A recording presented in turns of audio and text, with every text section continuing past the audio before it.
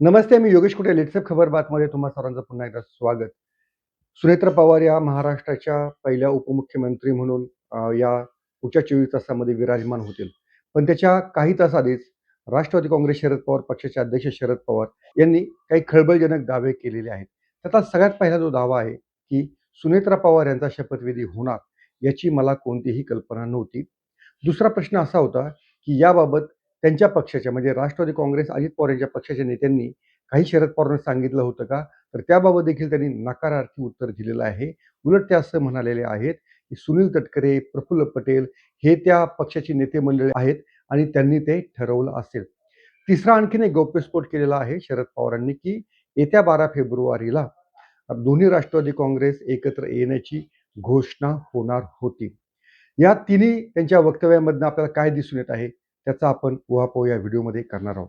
सगळ्यात महत्त्वाची जी गोष्ट आहे, की सुनेत्रा पवार एवढ्या दुःखद प्रसंगानंतर देखील एवढ्या मोठ्या राजकीय निर्णयाबाबत शरद पवारांशी बोलल्या नाहीत, हे पवारांनीच बोलून दाखवलेलं आहे. याचा अर्थ असा आहे, की शरद पवार आणि सुनेत्रा पवार किंवा अजित पवार यांचं जे कुटुंब राजकीयदृष्ट्या जे वेगळं झालेलं आहे, तो वेगळेपणा आजही कायम आहे. हे दोन्ही वेगवेगळे पक्ष आहेत. दोन्ही कुटुंब म्हणून जरी आपण एकत्र असलो, तरी वेगवेगळे पक्ष असल्यामुळे याबाबत विश्वासात घेतलं गेलं नसावं, असं देखील पवार म्हणालेले आहेत. पण पवार यांचा एकूण कुटुंबामधला एकूण त्यांची उंची आणि राजकारण जर पाहिलं, तर अनेकांना असं वाटलं असेल, की सुनेत्रा पवार यांनी किंवा शरद पवारांना कल्पना तरी द्यायला पाहिजे होती. पण ती देखील दिली गेलेली नाहीये. याचा अर्थ एकतर भाजपनं हा परस्पर निर्णय घेतलेला आहे. भाजपनंच याबाबत पुढाकार घेतलेला असावा. दुसरी गोष्ट अशी आहे, की प्रफुल्ल पटेल, सुनील तटकरे आणि राष्ट्रवादी काँग्रेस अजित पवार पक्षाच्या इतर मंडळींना देखील याबाबत शरद पवारांना विश्वासात घ्यावं असं वाटलेलं नसावं. याचे 2-3 अर्थ आणखीन स्पष्ट आहेत, की सुनेत्रा पवार या केवळ भाजपच्याच मदतीमुळे आणि केंद्रीय जे भाजपचं शीर्षस्थ नेतृत्व आहे, त्यांच्या संमतीमुळे उपमुख्यमंत्री होऊ शकतात आणि होत आहेत. हा त्यातला सगळ्यात महत्त्वाचा मेसेज आहे.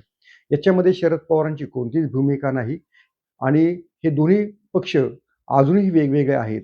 यांच्या विलिनीकरणाच्या किती चर्चा सुरू झाल्या असल्या तरी शरद पवार यांच्या पक्षाला एन-डी-एमध्ये घ्यायचं की नाही याचा निर्णय भाजपनं आधांतरी ठेवलेला आहे. त्यामुळं याबाबत खुद्द मुख्यमंत्री देवेंद्र फडणवीस, अमित शहा, नितीन नवीन हे जे अंत्यसंस्काराच्या वेळी बारामतीत आलेले होते, त्याच वेळी या सगळ्या शपथविधीच्या पुढच्या काही घडामोडींबाबत चर्चा झाल्या असल्याची शक्यता अजिबात नाकारता येत नाही. आणि त्यानंतरच 24 तासामध्ये अंत्यविधी झाल्यानंतर या सगळ्या चर्चांना तोंड फुटलं. सुनेत्रा पवार यांचा होकार असल्याचं सांगण्यात आलं.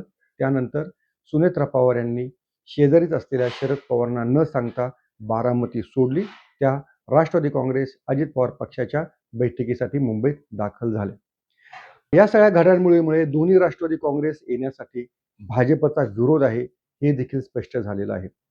एवढंच नाही तर अजित पवार यांच्या पक्षाचे जे दिग्गज नेते आहेत, सुनील तटकरे, छगन भुजबळ, प्रफुल्ल पटेल यांना देखील असं वाटत आहे, की राष्ट्रवादी काँग्रेस शरद पवार पक्षानं आपल्यासोबत येऊ नये.